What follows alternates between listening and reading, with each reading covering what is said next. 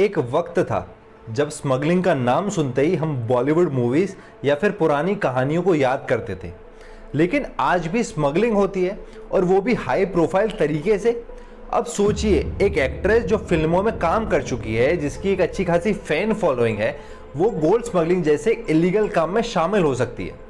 आज हम बात करेंगे रान्या राव के उस गोल्ड स्मगलिंग रैकेट की जो दुबई से शुरू होकर बेंगलुरु तक पहुंचा। तो चलिए शुरू करते हैं। पहला सवाल है, कौन है रान्या राव? रान्या राव एक साउथ इंडियन एक्ट्रेस हैं जिन्होंने कन्नड़ा और तमिल सिनेमा में काम किया है। उनका जन्म कर्नाटका के चिकमंगलुरु डिस्ट्रिक्ट में हुआ था और उन्होंने अपनी पढ़ाई बेंगलुरु में की।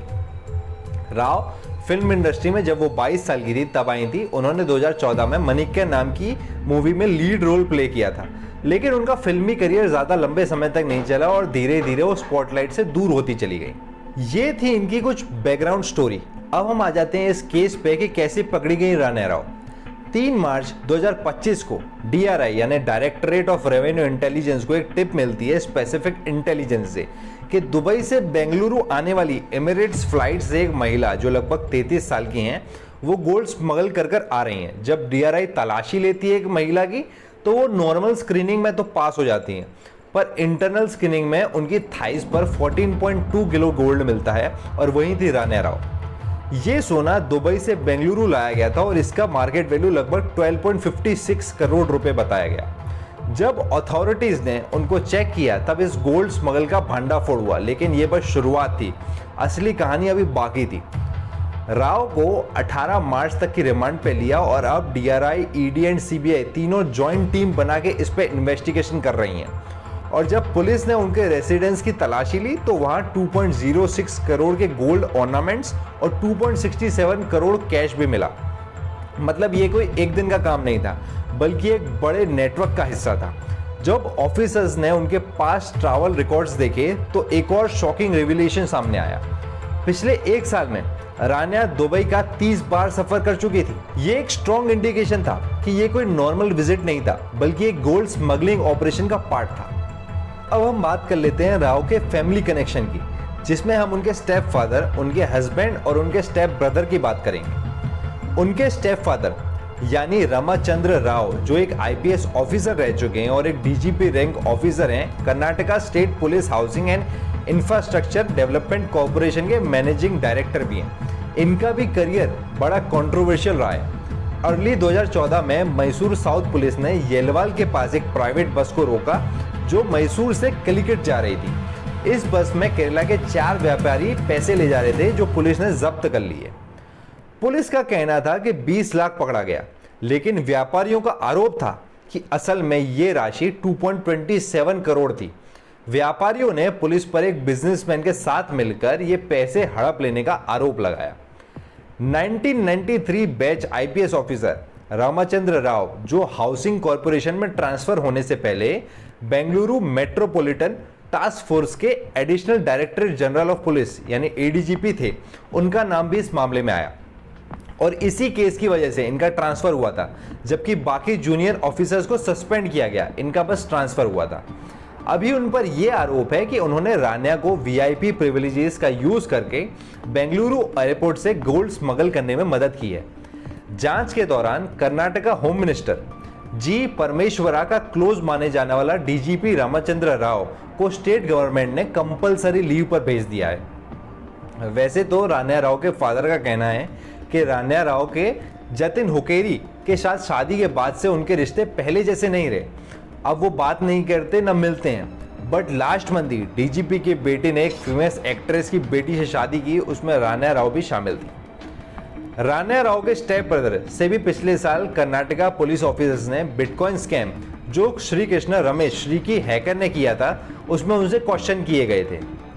जतिन हुकेरी और रान्या राव की शादी 2024 में ही हुई थी और इन कुछ महीनों में इनके रिश्ते कुछ खास अच्छे नहीं थे।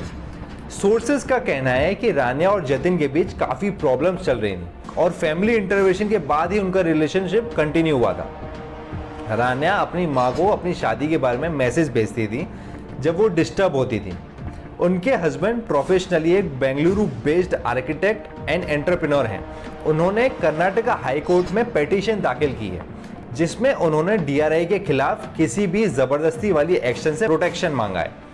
जतिन हुकेरी ने अपने पिटीशन में लिखा है कि डीआरआई को लीगल प्रोसेस फॉलो करनी चाहिए और बिना किसी प्रूफ के उनके अगेंस्ट एक्शन नहीं लेना चाहिए। उन्होंने कहा है कि उनके अगेंस्ट कस्टम्स एक्ट या भारतीय न्याय संहिता के तहत बिना किसी सबूत के कार्रवाई नहीं होनी चाहिए। इस केस में एक और बड़े नाम का पता चला, तरुण के राजू, जो बेंगलुरु के एक वेल नोन बिजनेस फैमिली से बिलोंग करता है। पुलिस ने उन्हें भी इस रैकेट से जुड़ा पाया और उनकी भी गिरफ्तारी हो चुकी है। रान्या राव और तरुण के राजू 10 साल से एक दूसरे को जानते हैं और दोनों ने मिलकर यूएई में एक डायमंड ट्रेडिंग कंपनी स्टार्ट की थी। इन्वेस्टिगेशन एजेंसीज जांच कर रही हैं कि ये एक्टर्स दुबई से थाईलैंड, स्विट्जरलैंड और अफ्रीका से गोल्ड इंपोर्ट करके और बेचने का बिजनेस कर रहे थे या नहीं। इस केस में रान्या दुबई के कस्टम्स चेक को पास करने के लिए तरुण के यूएस पासपोर्ट का गोल्ड स्मगलिंग के लिए यूज कर रही थी। दुबई कस्टम्स के सामने गोल्ड तरुण के नाम पर डिक्लेयर किया जाता था, डेस्टिनेशन जेनेवा दिखाया जाता था, क्योंकि यूएस पासपोर्ट होल्डर्स को जेनेवा के लिए अलग से वीजा लेने की जरूरत नहीं होती है। पर जेनेवा के टिकट्स सिर्फ दुबई कस्टम्स क्लियर करने के लिए होते थे, पर असल में जेनेवा नहीं गए थे और गोल्ड लेकर इंडिया आ गए थे।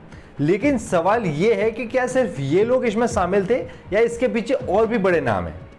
एक और शॉकिंग बात जो इन्वेस्टिगेशन में सामने आई है वो है रान्या राव के कुछ पॉलिटिकल कनेक्शंस।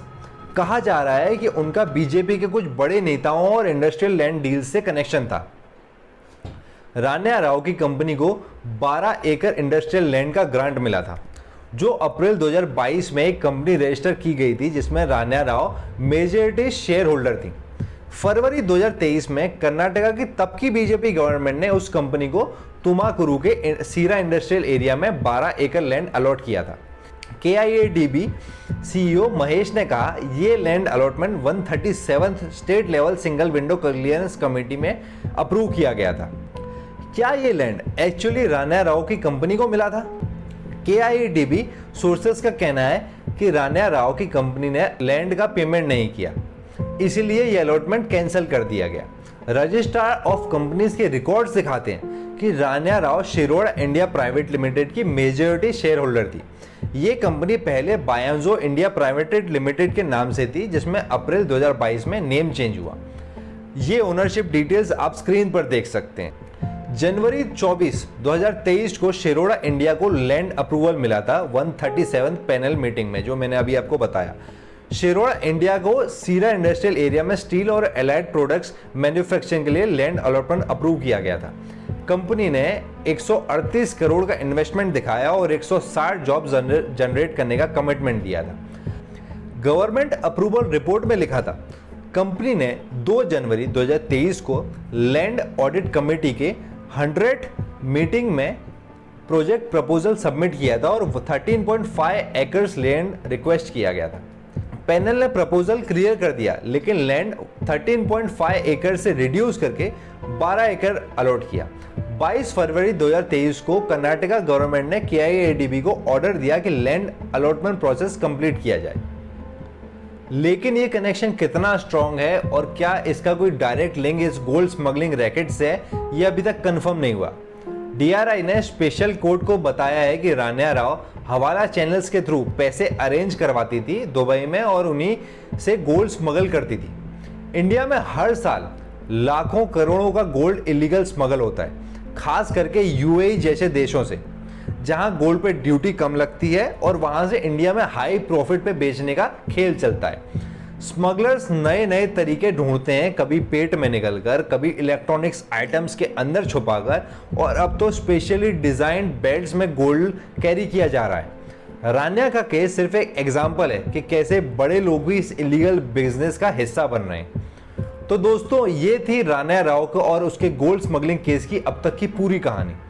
ये सक्सेसफुल करियर होने के बावजूद जब इंसान गलत रास्ते चुनता है तो उसका अंजाम सिर्फ बर्बादी होता है। आपको क्या लगता है, क्या इस केस में और बड़े बड़े नाम सामने आएंगे?